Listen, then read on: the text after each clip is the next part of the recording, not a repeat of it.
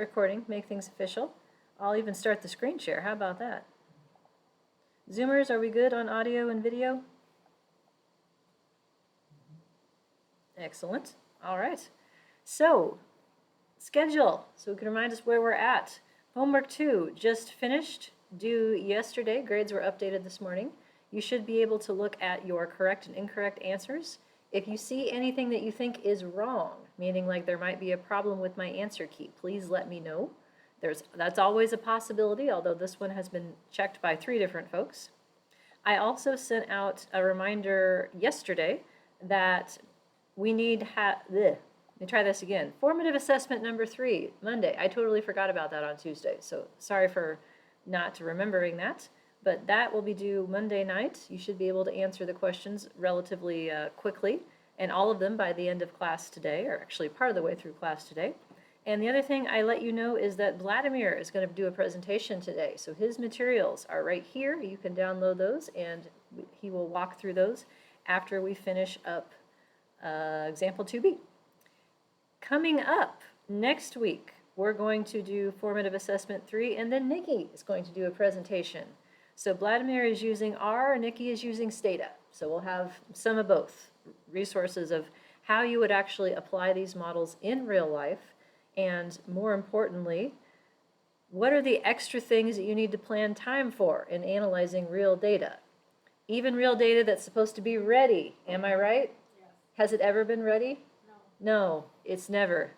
So the data that I make up for you is very carefully curated to minimize the fighting side of the analysis process. But I do want you to have experience with that. So 2 other things that I have posted since we met last. I added for next week a spreadsheet that you can use to do likelihood ratio tests if you're using a software package that does not have those built in, such as SAS.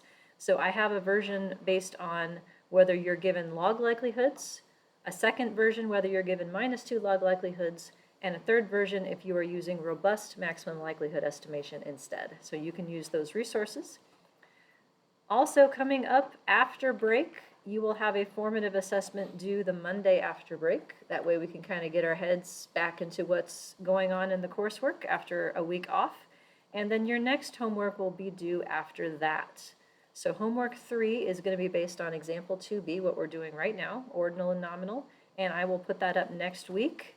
Vladimir's already done it. Can you tell them they don't need to be afraid of this one? No, it is doable? Is that What? the word? Doable? It's doable. Yes. Yes, homework 3 is much more doable because there are no interaction terms. The goal of homework 3 is to figure out what submodel you're in and what it means. That's it. So it's just 2 predictors, very straightforward. Also, because these models end up giving different inferences across packages, there's very little with respect to significance tests and standard errors and that kind of thing that I would usually ask for. Another thing that I posted, which you can feel free to ignore for a while or you can get started on. Homework 5 is going to be based on your own data. Each of you is going to be finding a data set and analyzing it using generalized linear models. So to facilitate that, I have a plan template that I would like you to complete by April 1st. It's worth 2 points. I want you to have figured out what data you're going to use and tell me about it and tell me about what you want to know, and then I can help guide you onto what homework 5 will end up looking like. The finished product of that will not be due until April 22nd, and revisions to homework 5, since it's a written assignment, I will let you fix any issues that you may have. That will not be due until the end of finals week. So sort of pieces of it being built, but I wanted to put that up so that you can start working on it as you wish. So those are the things that are happening in the near future. Any questions on that or things I'm forgetting? Can you give an example of how what kind of data we can use for generalize? What kind of data? Ideally, data that you care about.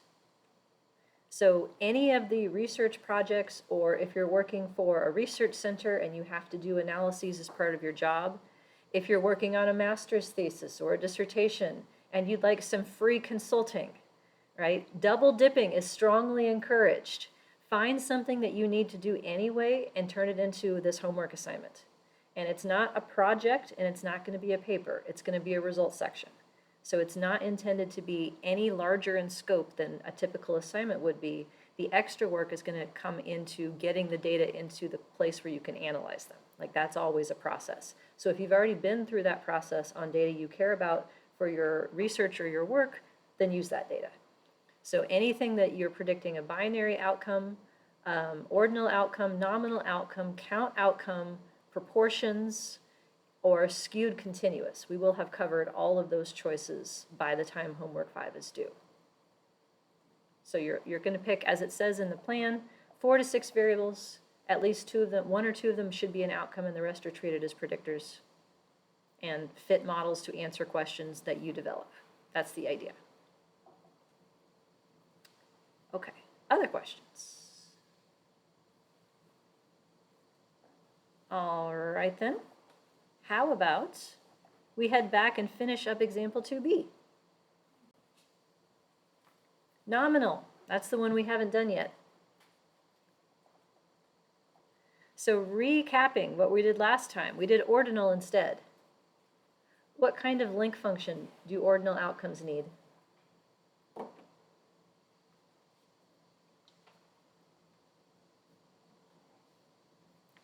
What kind of link function do ordinal outcomes need? I'm going to get out lecture 2 just in case. We need that one. Pick up where I left off. What a great idea. This one. What's it called? We'll go back to the beach. Ordinal outcomes need what kind of link function? Starts with a C. Cumulative, yeah. Cumulative logit or probit? Logit's what we looked at. Could you fit probits? Sure. What's their difference? 1.7. Same idea. You can get back and forth.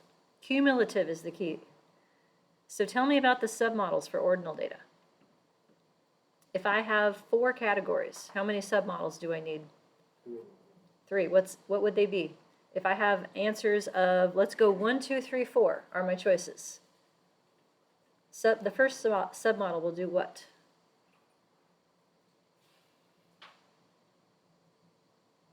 For ordinal or for nominal? For ordinal. We're reviewing ordinal. 1, 2. So we have 1, 2, 3, 4. So the first submodel will predict what? 1 versus 2, 3, 4. 1 versus 2, 3, 4. Excellent. What's the next one going to do? I don't know why my hands are like this. I'm just 1, 2 versus 3, 4. 1, 2 versus 3, 4. One more for the win? 1, 2, 3 versus 1, 2, 3 versus 4. Yes. So that's why they're called cumulative, because every submodel uses every answer choice. So that enforces ordering. It enforces the fact that you have to have an increase in the predicted probability as you move up the scale.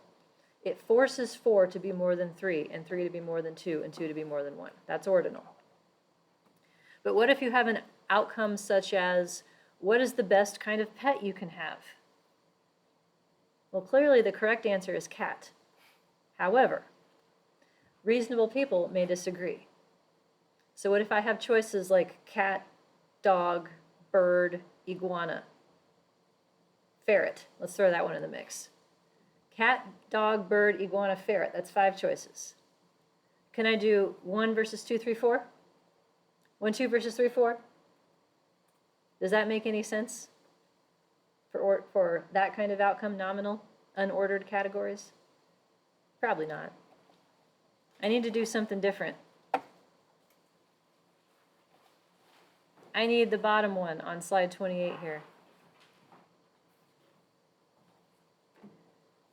So there are 2 other link functions. I don't have an example of the middle one because no one ever uses it.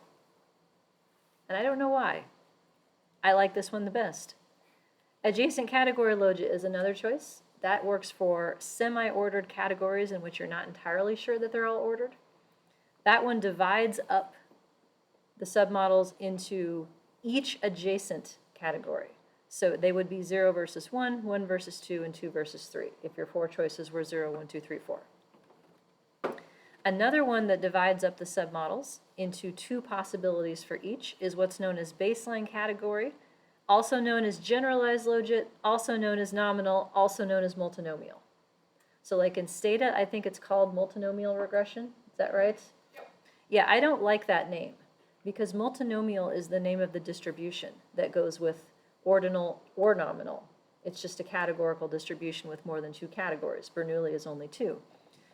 So it's the link function that dictates whether you're predicting something that's ordered or not. And in this case, it's for outcomes that are not ordered. So you would pick one of your outcomes and designate that as the reference outcome. And then the models tell you the probability of each other one relative to that reference.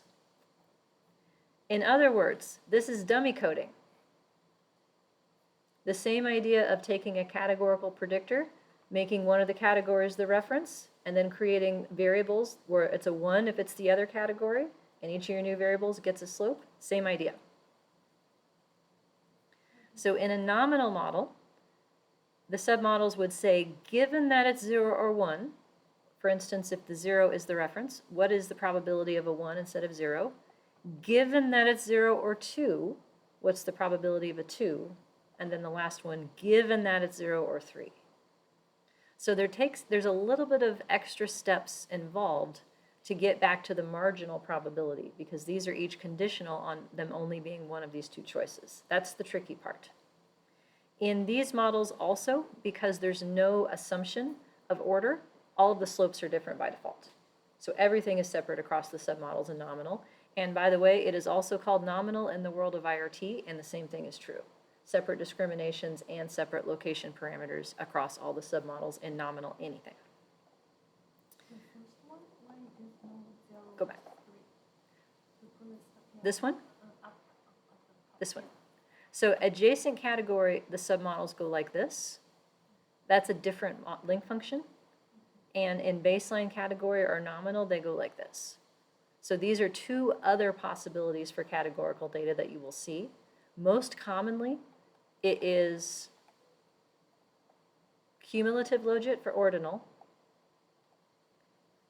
Nobody uses this one, but I like it, so I want to put it in there.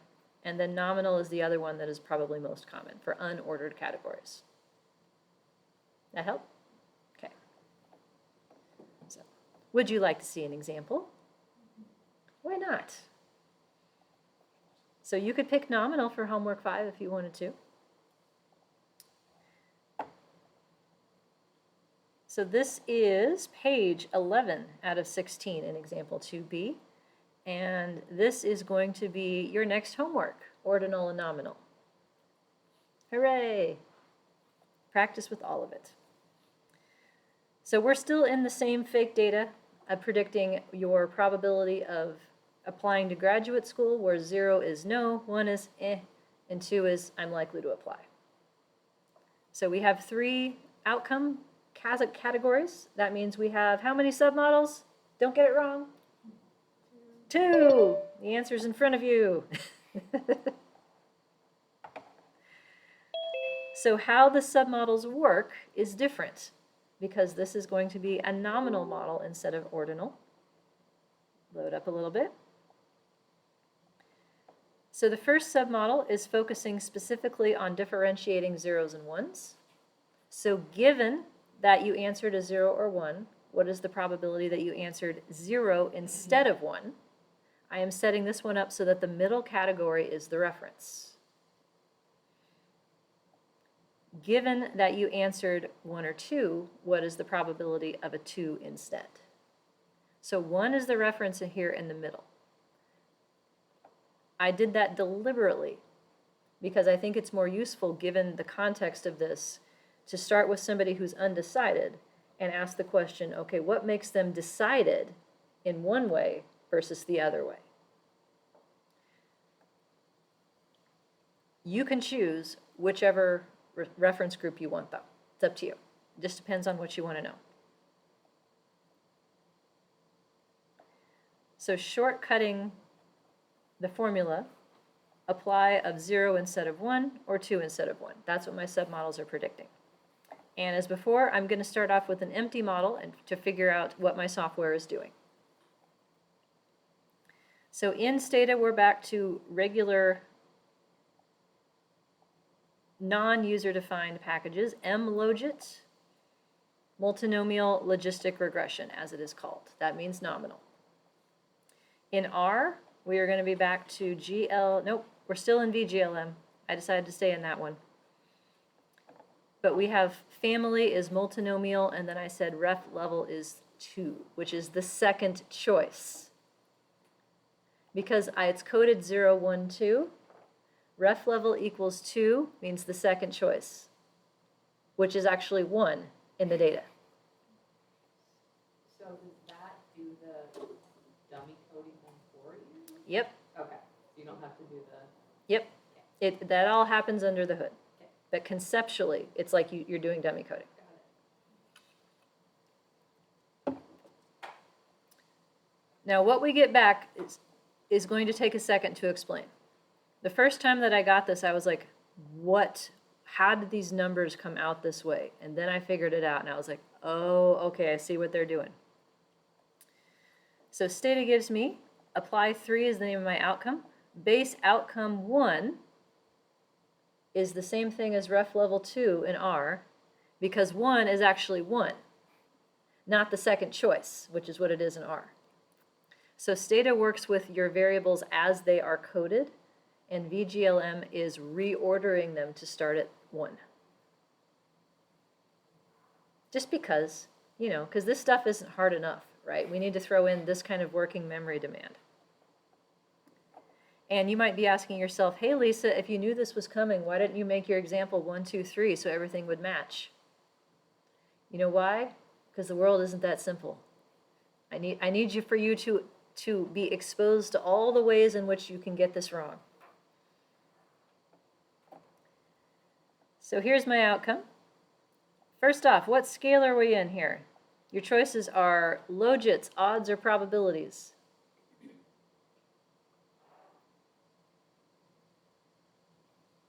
It's not a trick question. It's not a trick question. It's not. Logits, yes. So I have a logit for the first submodel of 0.45. That is the logit of picking 0 instead of 1. Then I have one base outcome. Thank you, Stata. Thank you for telling me in the output what my reference is explicitly. This makes my life much easier. And then I have my submodel for 2. So that's the logit of picking 2 instead of 1. And each of these corresponds to a probability of 0.61 and 0.22 respectively. Neither of those numbers match my frequencies, my proportions. Remember, it was 0.55, 0.35, and 0.1. These don't match. Where did you get the number 0.611? Which number? What did you get the 6111? I did the inverse link function. Do I have it in here? Yes, I do. E to the logit over 1 plus e to the logit. And these should not be italicized. I swear it changes them without my permission. There's like gremlins that sneak into my documents and mess things up. There. There. There. Okay. E to the logit over 1 plus e to the logit gives me this probability. E to the other logit over 1 plus e to the other logit gives me this one. Okay. How did you compute that actually in Stata then? I didn't do it in Stata. Then what if I want? What if you want to? Well, here's what happens. If you ask Stata for predicted probabilities and margins, it gives you these numbers. They don't match. I believe that if you add margins and then pred xb, you will get, but that's in logits. I don't know if there is a way that I can get it to give you these numbers that are consistent with the model because it marginalizes. It's trying to help you, but in doing so, potentially confusing you. Okay for now. Yeah, okay for now, yes, yes, I will explain how it works, yes. How to get the probability of answering 1 instead of 0 or 2? Because 1 is a reference. Do you know what's the probability? What's the logic of the? We don't know. Okay. We don't need to know, right? We don't know what it is yet. The model doesn't tell us that directly, but it tells us that indirectly. How do we get it? Okay, here's how it works. These are conditional probabilities. Yeah. Given that it's 0 or 1, what is the probability of a 0 instead of 1? Is 0.61. Yeah. So if you subset the data to just people who answered 0 or 1, then 0.61 is the probability of a 0 instead of 1. If you subset the data to just people who answered 1 or 2, 0.22 is the probability of a 2 instead of 1. Yeah. So then if you multiply back by how many people that is, you get back to the right marginal probability. Okay. So we can get the probability, right? Yeah, so this is how the math works. Here's the original proportions in the data. So 90% of the sample had a 0 or a 1. So if I say, of these two, it's 0.55 divided by 0.9, that's where the 0.61 comes from. So it's like pretending that the twos don't even exist in that submodel. They're not part of that story. And then likewise, given that it's 1 or 2, it's 0.1 over 0.45. And then that gives you to the other one. And so Stata is like, hey, let me help you. Let me put it all back together again for you.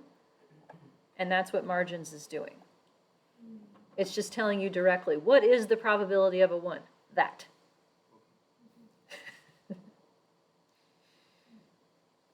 Yeah, this really messed me up the first time I saw it, because I was like, what?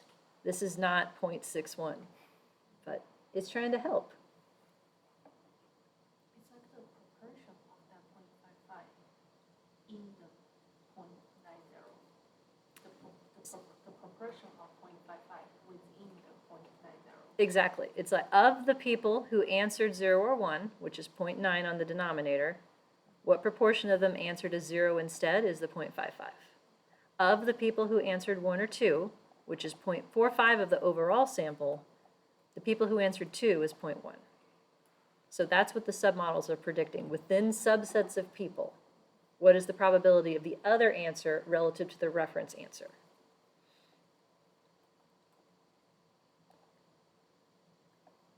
And R is like, yeah, here's your intercepts. Good luck with that.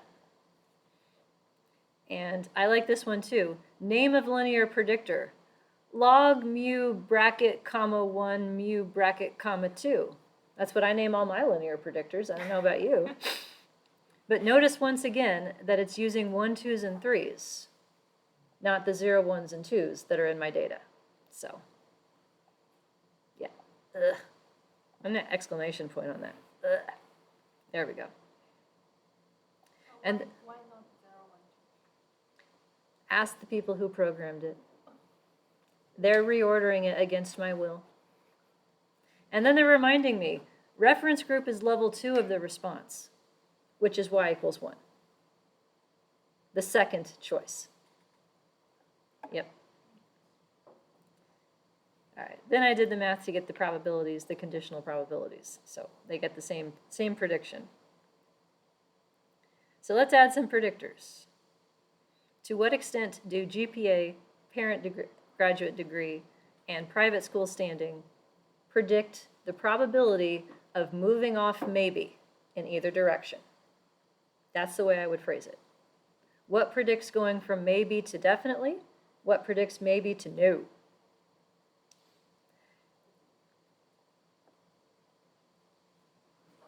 So again, the hardest part of this is going to be figuring out what the submodel is predicting. So if we start with the first submodel, blow up the numbers here so we can all play along. Who's feeling brave today?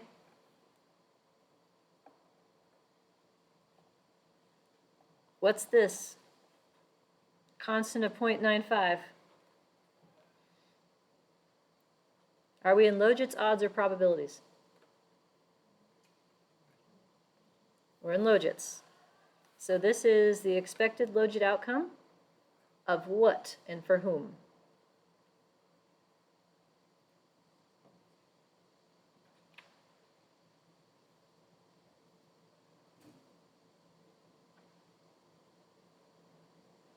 .95 is the expected logit outcome for a decision of relative to.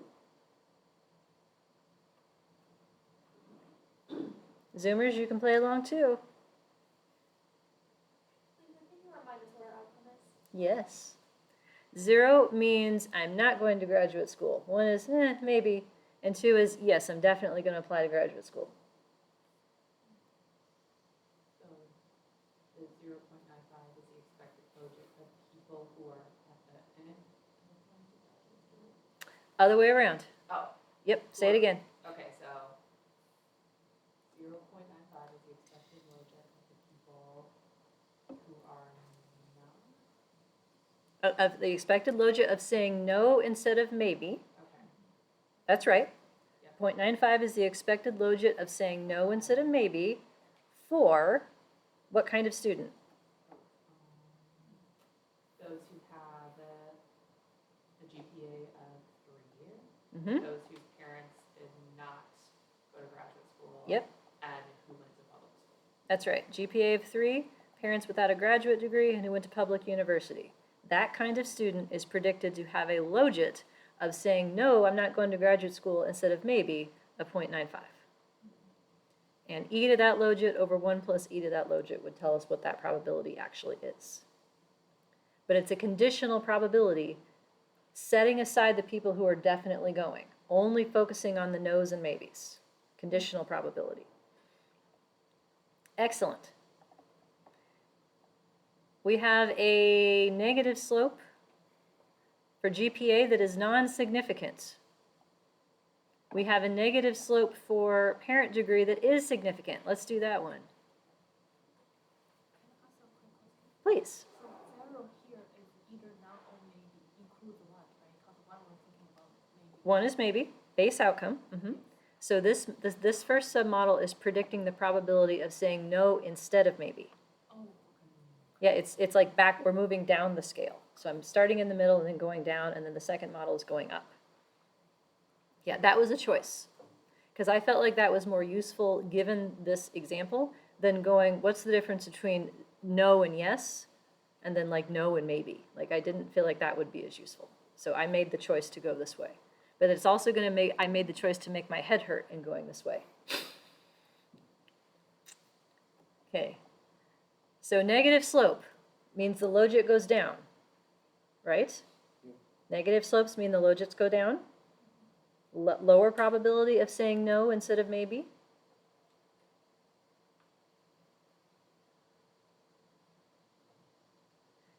Here, I'm feeling brave. I'm going to try this one. Students who have parents with graduate degrees are less likely to say no instead of maybe. Double negative.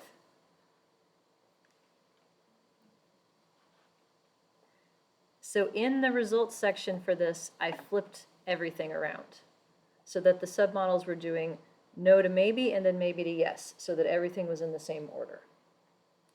But the negative slopes here mean that an answer of no is less likely as each of these predictors is higher.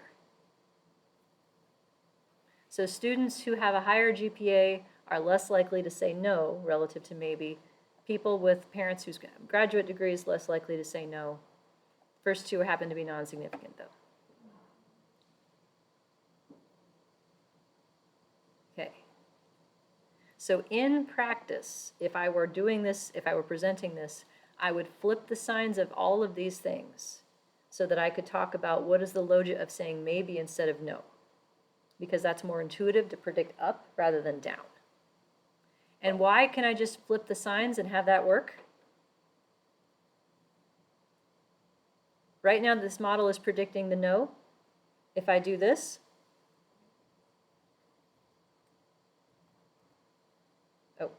Got to put one back. Now what's my model predicting?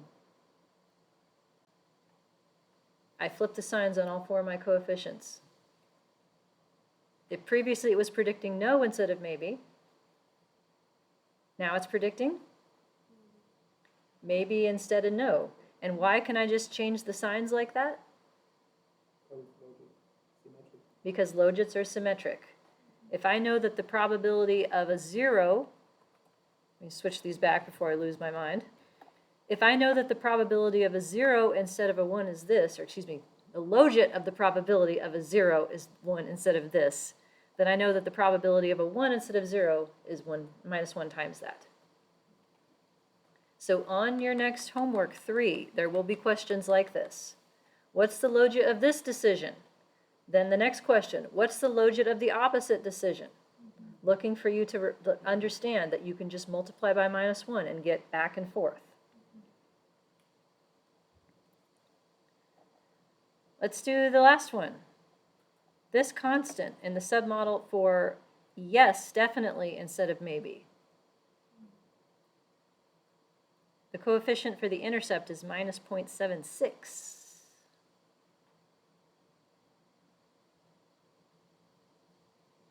Who's feeling brave? Dan, you feeling brave? I can try. You can try? Okay. So this is for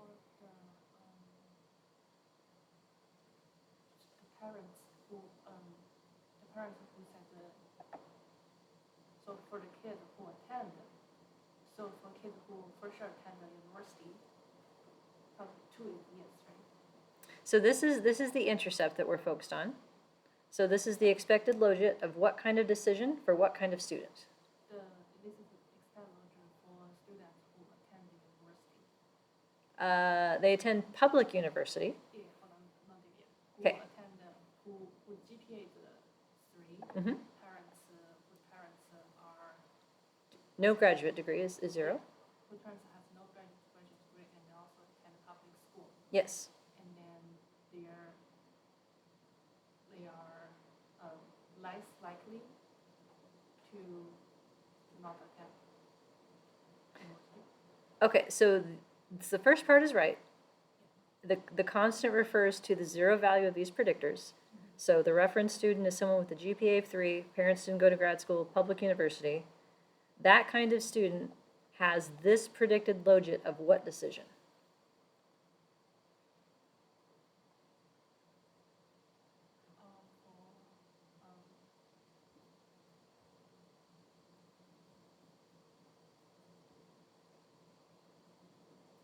For going to the graduate school. Yes, we're saying yes instead of maybe.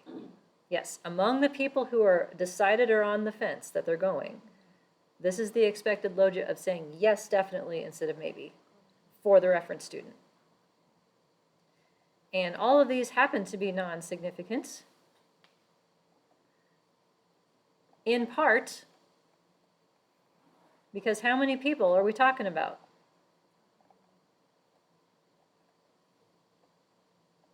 Only 10% of the people said yes, definitely. So relatively speaking, like this submodel has less power to it because there's fewer people that said yes. If most P values are non-significant, what can we get? So it depends on your school of thought. Let me go back to where our model is here.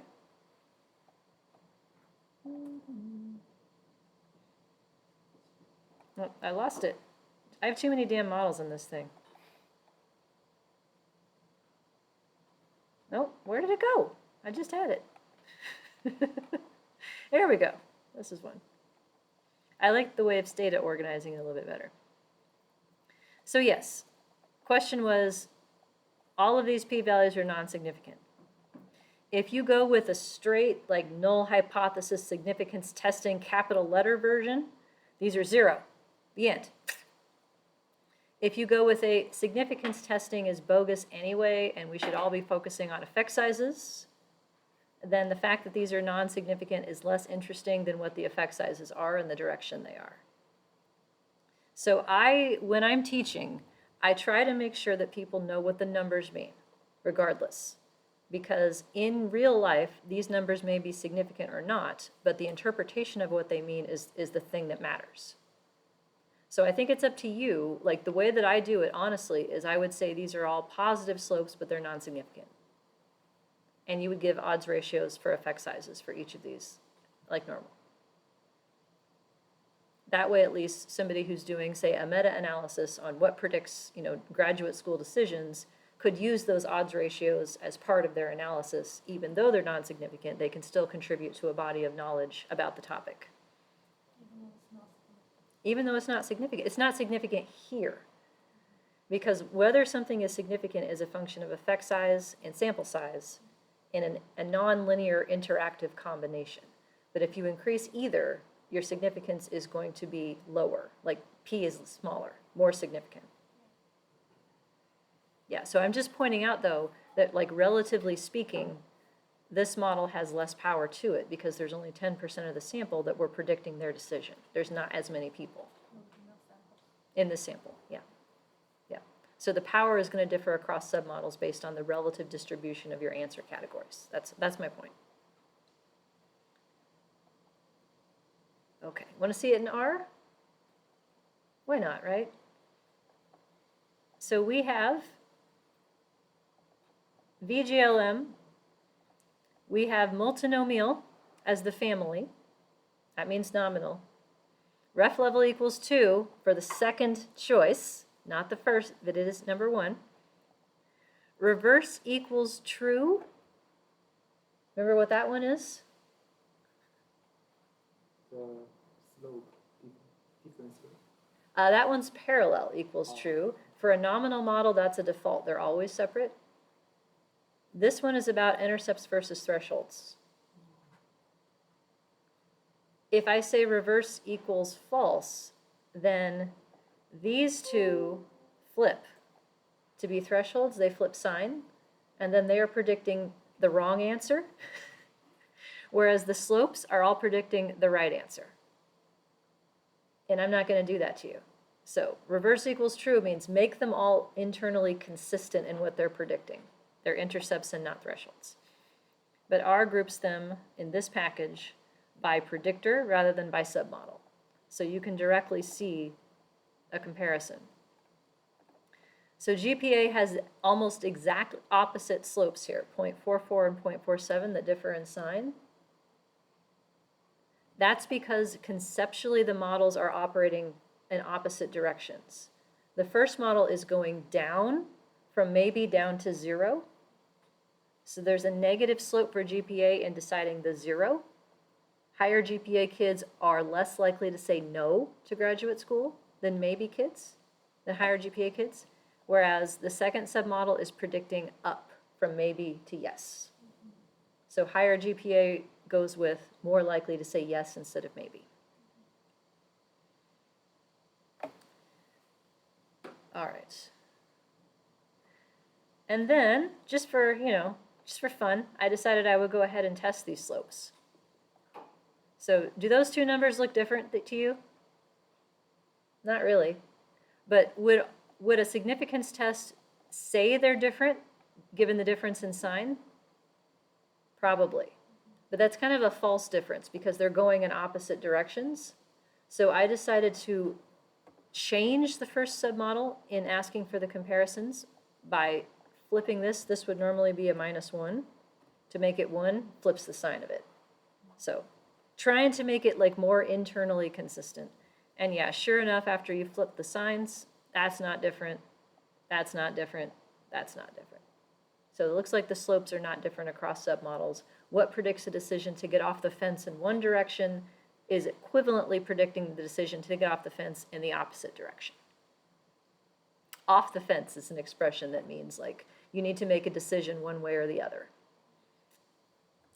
There are various cruder ways to say that I'm going to omit for now, but part of my St. Joe upbringing, call out to the previous class. ANODA, the analysis of deviance table, that's what it should be. It should be ANODA. That's what you're going to do. We have a difference between the empty model and the current model. That is significant. So the model is significant even though none of the slopes individually is. They work together to predict the outcome still. That part takes into account their common contribution. Then we get odds ratios. Let me see back to that. Yeah. One catch with this. In the Stata textbook, they insist that these are not odds ratios. These are relative risk ratios, and to get them you have to type RRR instead of OR. But you know how you make them? E to the logit. 6 of one, half dozen of the other. So the interpretation is exactly the same. Relative risk ratios between 0 and 1 go with negative slopes. 1 means a 0 slope. Positive, a slope goes with odds ratios. Relative risk ratios above 1. So. Wait, I'm sorry. Yep. Can you go back and say all of those words again? Yeah. So what we used to call odds ratios, Yep. and we would type OR here to get out of Stata. The textbook and Stata insists that it's not an odds ratio, it is a relative risk ratio. How you make it is e to the logit, slope, the same way as an odds ratio. It is computed the same way and interpreted the same way and called a different thing. As an odds. Yes, Okay. as an odds ratio. Okay. Functionally, these are odds ratios under a new name. Is that just because of the mlogit command? Or, okay. Yeah, this is, I mean, I typed OR and it's like, I don't do OR. So you go to the documentation, it's RRR. Okay. E to the slope, just do that. You know. All right. And R is like, yeah, I had to make them myself anyway. So EXP cbind OR, the coefficients from the model. So it spit out this table with confidence intervals as well. And then last but not least, fake people to get margins. So in Stata to get predicted values, predict XB gives you the logits. Without that, it gives you the probabilities of each category. So it tells you directly, given these values of the predictors, what's the probability of a 0, what's the probability of a 1, what's the probability of a 2. So it breaks it down for you in that more intuitive way. And so does predict in R when given this model object. It breaks it down for the predicted probability of each category. And here's some pictures, and here's some words. We're done. Hooray! Because I wanted to leave enough time for Bladimir, who has a half hour. So questions on this before I call it done? Can we quickly look at our code? Like just Sure. Yeah, just look. Yeah. So what I did is using the same data frame FP, which stands for fake people, that I had made for the previous model with the ordinal. So I have essentially 12 fake people to show low, medium, high, and GPA, crossed with yes or no for grad degree, and then public or private for school type. I fed the model into that, essentially creating a new column using the predict function from my nominal, saying send the predictions into this new data set. Type equals link means put them in logits. Type equals response means put them in probability. And then I renamed the columns because this is what it came back with, which no, just big no on that. And so then I end up with these 12 fake people. These are predicted outcomes in logits for the two submodels. So what is the logit of a logit of 0 instead of 1, and then a logit of 2 instead of 1. What does the y log mu as a 3 with the mu then? This is what it named them internally. That was the name that R decided my column should have. And that's based on the submodel order. Like, remember it changed it to 1, 2, 3? And I was like, no, I'm not doing that. So I renamed it something that would be more intuitive. And then the probabilities were made by R directly using the second one, the response. So I just put them together. So this is an example of how you could generate predicted outcomes to make a picture with. And it's not as simple as just one predicted outcome, because we have to predict an outcome for each submodel, which then gets reverse engineered into a probability of each response. So yeah, figuring out what Y is the hardest part of these models. So if this was real data, data, would we still have to create fake people? Ideally, yes. Okay. Because if you want to systematically show the effects of certain predictors while holding other things constant, you would need cases that fill out every possibility. If you did it within your original sample to get predictions, then you wouldn't necessarily have every combination of like low and medium and high across your predictors. So yeah, this is just like purposefully targeting representation by adding fake people. And you can actually add them to your analysis so long as you don't add a fake outcome, because then they will get predicted values, but they won't mess up the model. Type equals link means in the link function the model is predicting. So it's logits here, it would be probits potentially, or logs, or whatever other link function you have. Type equals response is data scale. So this one is probabilities. Okay. Other questions? I'm going to shut this down for now. I don't need to save. Vladimir. He's coming up here. Make sure I have all the files open for him. I can get rid of that one too. And I have, okay, I have your analysis description. Great. And your PowerPoint.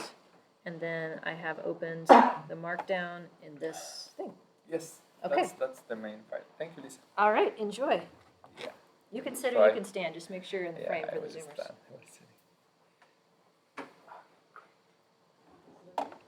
So let me check quickly to learn this. Thank you, Lisa.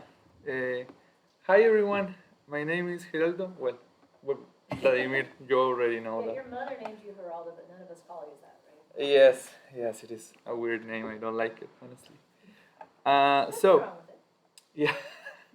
So today I will show you a real example about how to use the things that we are learning here, specifically how to use or how to conduct research using the logistic binary regression model to answer some specific research questions. So first, this is a project that I worked on 2 years ago. So there are many things that now I think they are not correct, but I think that in general this is a good example about how to start with these kind of things, because we know that we are improving like every day or every week. So I would like to share this example as some introductory step into what conducting research is. To me, this was like the first real project that I was working on, like, let's say, more than a student, because I was a grad student when I started this project. So I enjoy this thing, and let's see if we can share some thoughts about it. So there are 3 files that you will find in this folder. So this is something that we also presented with our classmate at the NCME event last year. So we were talking about this actively 2 years ago, but now the paper was submitted, so it's under revision, and that will be like the final step. I've been talking about this for the last 2 years, so as you can imagine, I want to move on as soon as possible, honestly. So Sorry, dude. yeah, research is like, well, hard sometimes, and there are many things that we realize that we are not doing properly, and it is our responsibility to try to correct ourselves. So that's another interesting thing when we are conducting research. You will find these slides. So this is like a summary of the things that we did and our findings. You also will find this analysis description, and here I try to put in words the things that we did, the reasoning behind some of the decisions and some of the problems that we tried to tackle when we were doing this. And there are 2 things that I will highlight later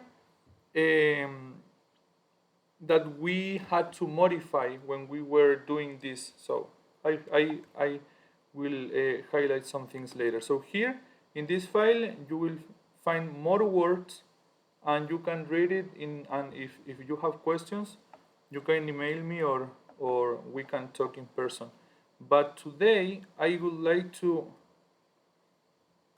talk and describe this file, which is like an ARC markdown file where I try to put all the things that I did to conduct the research. This is like the data manipulation, data analysis, and data visualization. So this is a good template if you are interested in learn how to use R, and maybe you can use it to, well, for your own purposes. But there are many things that these days I don't use. These days I'm trying to learn how to use base R.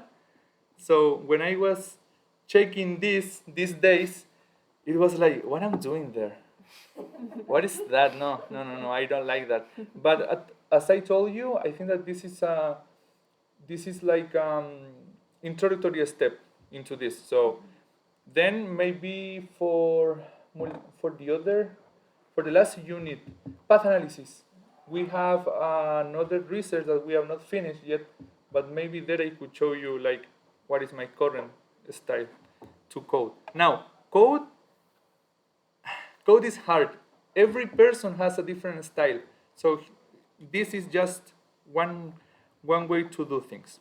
Now, let's talk about this. So, because the topic of this research project basically was the impact of academic and socioeconomic factors on the university admission process in Chile, to selective higher education in Chile. I'm from Chile. That's why I'm always talking about Chile, specifically the selective universities and the admission process. So here, the research question was,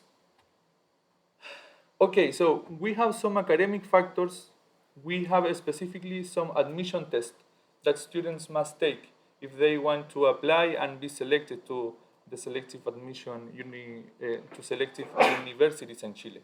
However, we know that most of the time in education there are other factors related to some phenomena.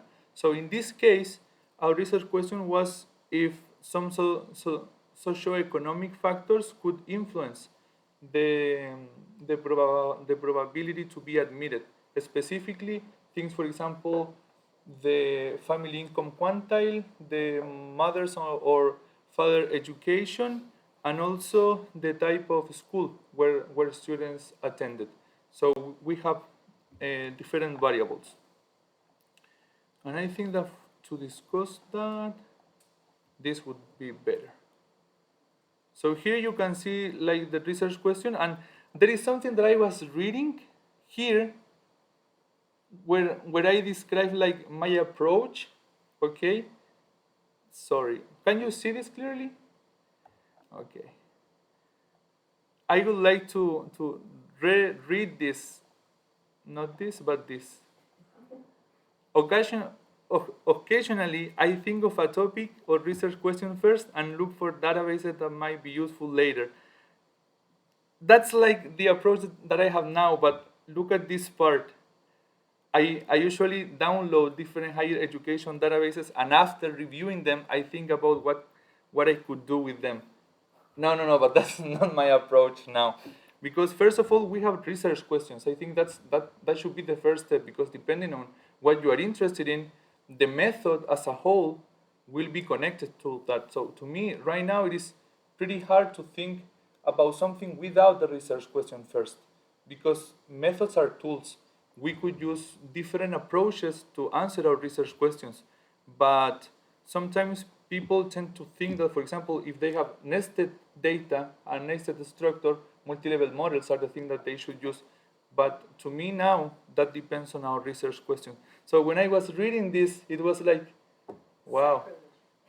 Yeah, because that was the way that I learned how to conduct research. Okay, so that was our research question. And specifically, we were focused on the 2021 admission process, because when we were working on this, that was the latest version. Now, we have data from 2023 admission process, so maybe we could update this project. As you can see, the sample size is huge. So most of the time this means that you can have significant p-values for everything. But then I have a discussion that's linked to what you said before about p-values and what happens when some predictors are not significant, statistically significant, which is interesting to me now. We had two sets of predictors in our model. We had academic predictors, basically the scores on the admission test, math, language, and also in Chile we use some measures related to your GPA in secondary school. The ranking, which is a score based on your position, based on the position you got with your GPA in your school, in your secondary school. And NEM is just the standardized score for your GPA, okay? And of course, we had the non-academic factors, biological sex, school type, this was private or public, mother's education, and we dropped father's education because they overlapped. Those two variables were pretty similar, so we used mother's education only. We also use quantile family income and school sector, 3 categories. Oh, sorry, no. A school type is technical or humanist. Humanist schools, in the last two years of secondary education, you are prepared to take the admission exams. You have more math, more language, physics, biology. But in technical schools, you don't have that preparation. You are prepared to work, basically. Like you can select technical careers. That was my case, for example. So yes, and this is the first part of our analysis. We try to see here using these academic factors, and this is the scale of the scores. So the scores go between 350 up to 850. And here we were just trying to see if some kind of trend or tendency could be observed. And as you can see in the case of mother's education level, the scores tend to be higher as education level increases. So this is interesting. Now, this is not causation, of course, but at a first glance, you can see that scores tend to be different based on this characteristic. So that's interesting. Now, in terms of quantile family income, almost the same, especially in the case of the factors derived from GPA. You can see that, well, these scores were pretty similar, but the distributions are different. You can see that for the students that belong to quantile 5, the concentration is higher. Those scores tend to be more concentrated. But in this case, that's different. But well, here we have like this trend, this increasing trend. Talking about a school sector, almost the same. However, as you will see later, this was a non-significant variable. But in the Chilean literature, a school sector is a pretty important variable because we assume that public schools most of the time have less resources compared to private schools. And we assume also that resources, well, not only money, but also teachers, support, even there are some cultural aspects that change between schools. We assume that public schools tend to have less resources compared to private. But here you can see that in terms of performance, maybe math was different. But the other things, in terms of means, were similar. So here we have our model results. We fitted 3 models, and some of the variables were not significant at the beginning, and we dropped those variables. Why? Because they were not significant, yes, but that wasn't the reason. P-values were not the reason. But we were thinking in how to analyze the things that we were interested in, which were basically these variables. So the non-significant variables didn't contribute to our discussion or to the understanding of our results. So we dropped those variables. This is in Logistic, and here you can see the odds ratio for each one of these effects. You can see these stars. I don't use those things now, but conventionally, this 1 star means p-value below 0.05 or between 0.05 and 0.01, and 2 stars below 0.01, which is the case here. I don't have the note, but that's the meaning of these stars. And interestingly, we use surrogate R-square. Here we saw that we have many methods to talk about R-square, and we decided to use this because it was consistent, according to the authors of this package.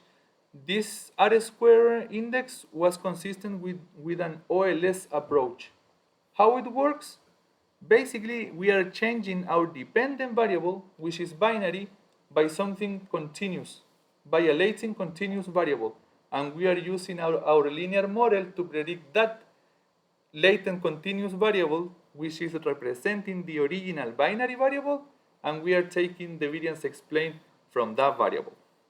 If you are interested in more technical details, you can read the paper. It's easy to follow. And the reference is here. But I want to,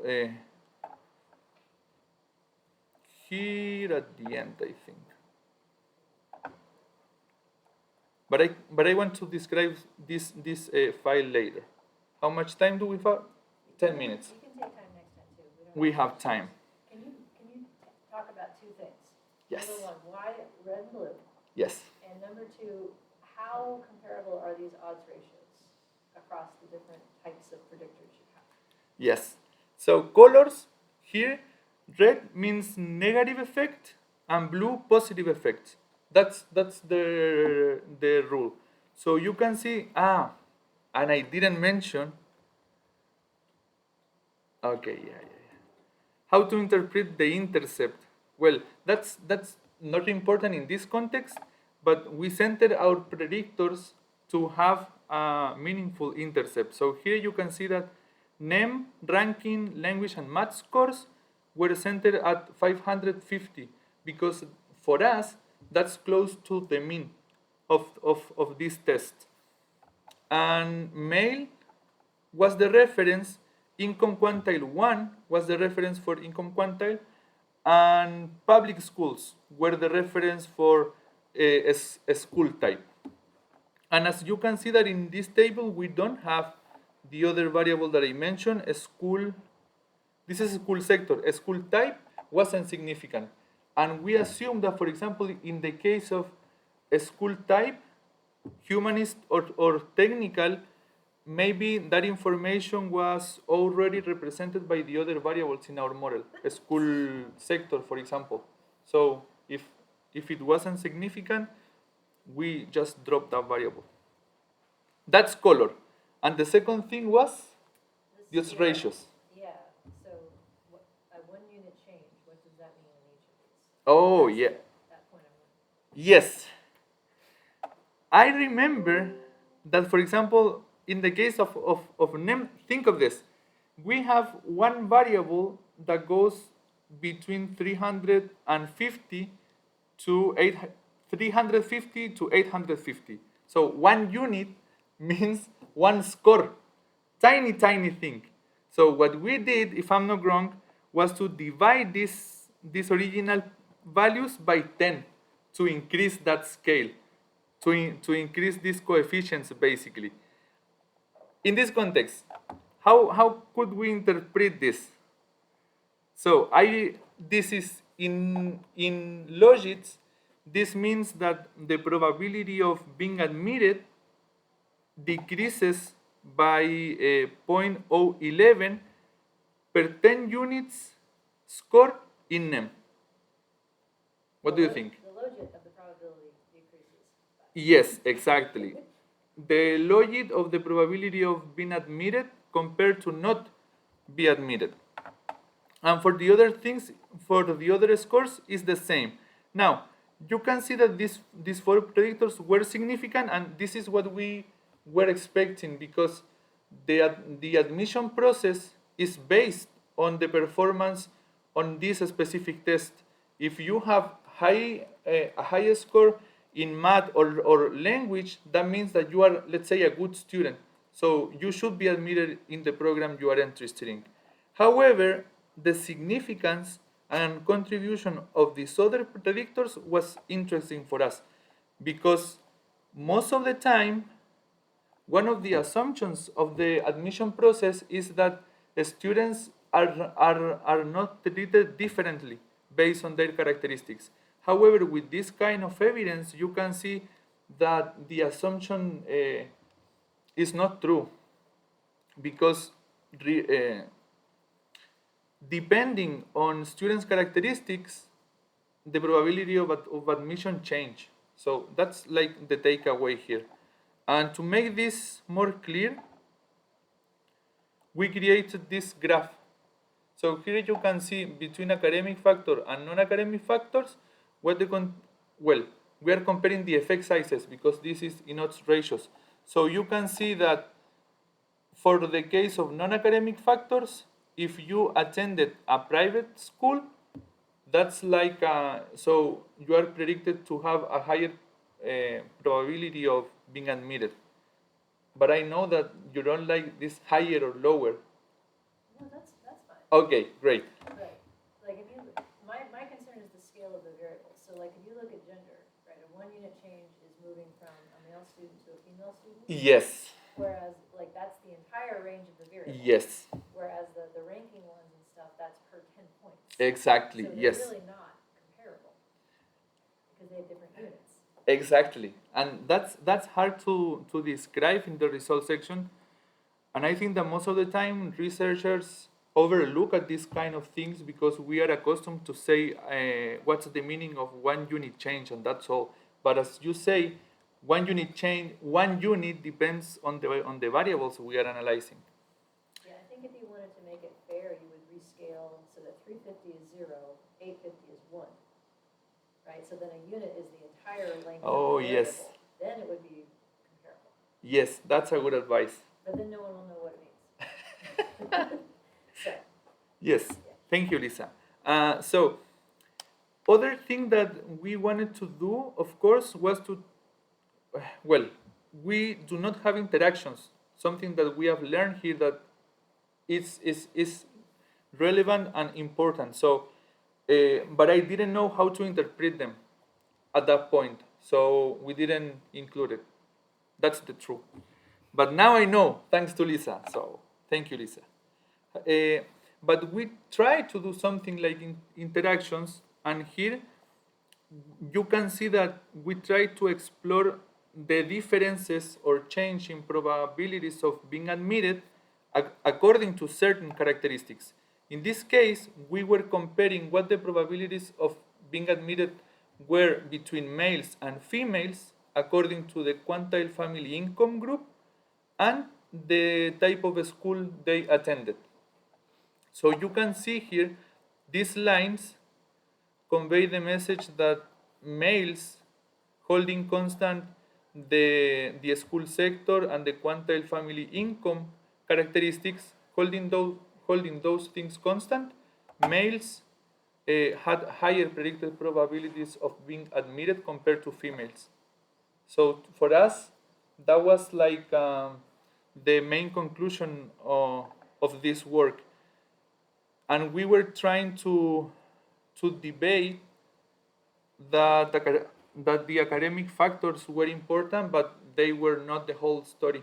So if the assumption that admission depends solely on academic factors and that all students have similar chance of being admitted, this assumption that is in the official documents of the organization in charge of the admission system, that thing is not true. So we should try to look at modifications or policies that can help to to correct this. Now, again, this is not causation, so that's another concern that we must consider. This is just research with the 2021 admission process, but at the end, if you pay attention to the different admission process, I think that this is like the tendency, and this is one of the topics that Chilean educational research is focused on during the last decade, I would say.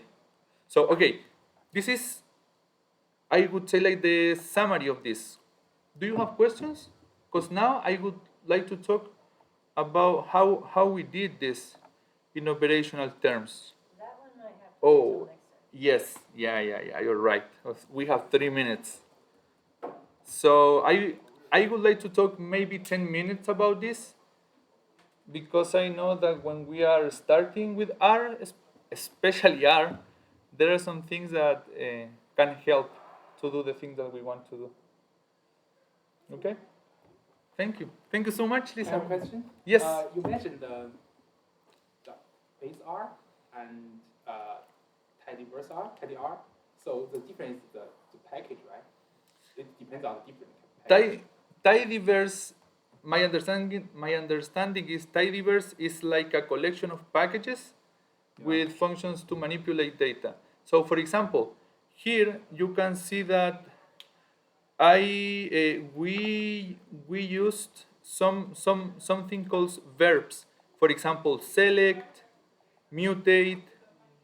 These things come from dplyr, and dplyr is within tidyverse. So when you load tidyverse, you load like 5 or 6 packages. One of them is dplyr, the other is for cats, and there are other things that help researchers to manipulate data.